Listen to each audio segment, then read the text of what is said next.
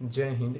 इस वीडियो में हम समझते हैं कि भारत और फ्रांस का रक्षा संबंध कैसा है और भारत ने अब तक कौन कौन सा लड़ाकू विमान, पनडुब्बी, मिसाइल एवं हेलीकॉप्टरों को अपने यहाँ मंगाया है। मतलब कि भारत जितने भी फ्रांस से रक्षा संबंधित चीज़ों को अपने यहाँ मंगाया है उसको हम इस वीडियो में डिटेल से जानेंगे। तो देखिए, ये सब जानने से पहले हम लोग थोड़ा जान लेते हैं कि भारत और फ्रांस का संबंध कैसा है। भारत फ्रांस संबंध। देखिए, भारत और जो फ्रांस का संबंध है वो बहुत ही पुराना है। भारत ने कई तरह से फ्रांस से साझेदारी भी की हुई है। देखिए, भारत जब आज़ाद हुआ, भारत के आज़ादी के समय से ही भारत और जो फ्रांस है वो भारत की मदद करते रहे। भारत के प्रत्येक स्थिति में, चाहे वो युद्ध की स्थिति हो या अन्य स्थिति हो, फ्रांस ने बहुत सारे मदद भारत को की है। इसी मदद के दौरान भारत ने फ्रांस से बहुत सारे लड़ाकू विमानों को, हेलीकॉप्टरों को, मिसाइलों को अपने यहाँ खरीदा है। तो उसको हम एक एक कर जानते हैं। देखिए, इन सब बातों को जानने से पहले एक बात जान लीजिए।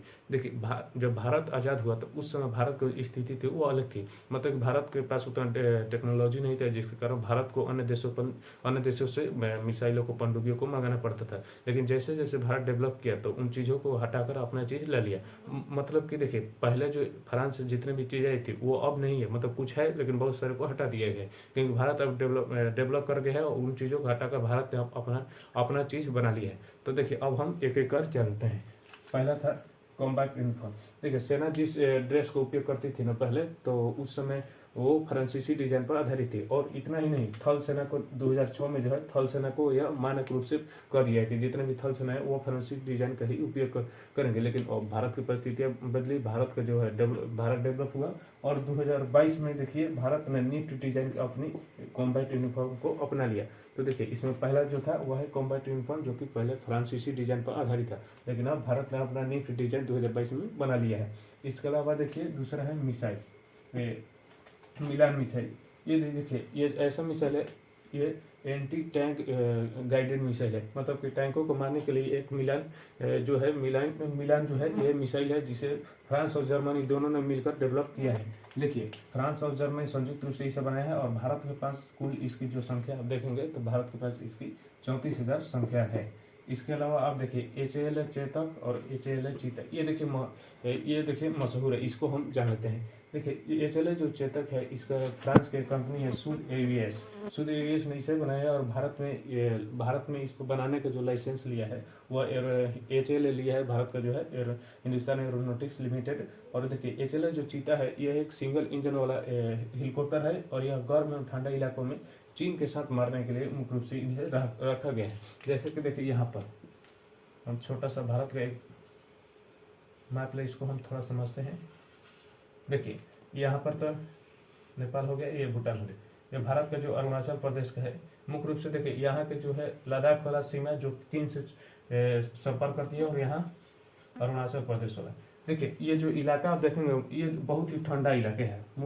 यहाँ से अरुणाचल प्रदेश वाला जो कि चीन के साथ बॉर्डर शेयर करता है और यह लद्दाख वाला, इन शहरों देखिए इन क्षेत्रों में जो ये HAL चीता है और HAL जो चेतक है हेलीकॉप्टर है, इन शहरों में मुख्य रूप से सैनिकों को भोजन पहुँचाने के लिए या अन्य सैनिकों को पहुँचाने के लिए इसका उपयोग किया जाता है। इसमें आप देखेंगे 4 से 5 सैनिक करते हैं और आराम से जितने भी मान सैनिक को कोई पहाड़ पर हो तो उसको पहुँचाएगा ये।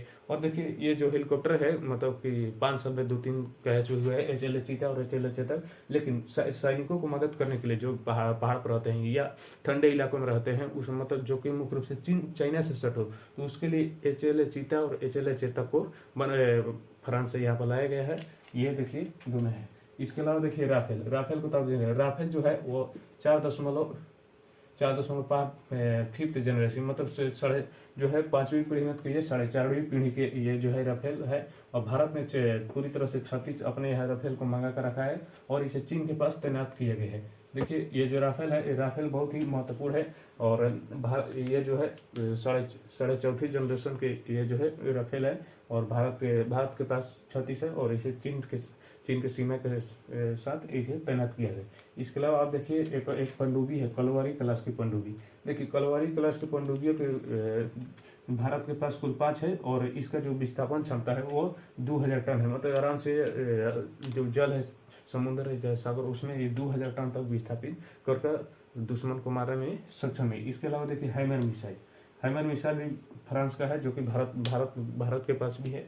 देखिए, हाइमर मिसाइल का जो बनाया गया है वो लड़ाकू विमान के लिए बनाया गया है। जैसे कि राफेल को आप समझिए, राफेल है, राफेल में इसे फिट किया गया है और लड़ाकू विमान में हाइमर मिसाइल को फिट किया जाता है और ये दुश्मन को मारता रहता है। इसका जो मुख्य काम है वो हवा से जमीन पर दुश्मन को मारना। तो अब दुश्मन मान लीजिए कि ये तो चाहे लद्दाख और अरुणाचल प्रदेश वाला पहाड़ी इलाका है, तो दुश्मन हो सकता है पहाड़ के नीचे छिपा हो, तो आराम से ऊपर जाकर इस हाइमर मिसाइल के जरिए उसे मार सकते हैं। और देखिए भारत में मिसाइलों की कमी नहीं है, ये पहले की स्थिति है, लेकिन अब स्थिति भारत की वैसी नहीं है। भारत में तरह तरह के मिसाइलों का निर्माण किया जा चुका है, जिसकी तरह हाइमर मिसाइल अब समझिए निर्यात किया जाएगा। हम लोग खुद इतना आत्मनिर्भर हो चुके हैं दूसरे से निर्यात करने, लेकिन फिर भी कुछ ऐसी चीज़ें हैं जो कि अन्य देशों से मंगाना पड़ता है। तो देखिए मिसाइल के भारत पास बहुत है। तो ये हवा से जमीन में मारने के लिए इसे बनाया गया। तो इसका रेंज भी है 70 किलोमीटर। आप समझ सकते हैं आराम से ये लद्दाख और अरुणाचल प्रदेश के क्षेत्र में तैनात किया गया होगा। और इसका जो वेट है 340 ग्राम है। तो इतनी सारी चीज़ें जो कि फ्रांस से भारत ने अपने यहाँ मंगाया है। और परिस्थितियों के अनुसार इसमें बहुत सारी चीज़ों को छोड़ दिया, जैसे हाइमर मिसाइल भी है, लेकिन अब उतना निर्यात नहीं करेगा क्योंकि भारत के पास मिसाइलें तो बहुत सारे। और इसे कॉम्बैट यूनिफॉर्म देखिए और बहुत सारे हेलीकॉप्टर को देखिए, भारत ने अपना भी हेलीकॉप्टर बना लिया है। तो इन सब चीज़ों को हटाकर कुछ चीज़ों जैसे राफेल भारत के पास अभी भी है, तो भारत ने इनमें से कई चीज़ों को हटाकर और कुछ ही चीज़ों को अपने यहाँ रखा है, क्योंकि भारत अब डेवलप कर चुका है। तो आशा है कि ये बात आप समझ गए। चलिए अब ये वीडियो यहीं पर समाप्त होता है। जय हिंद।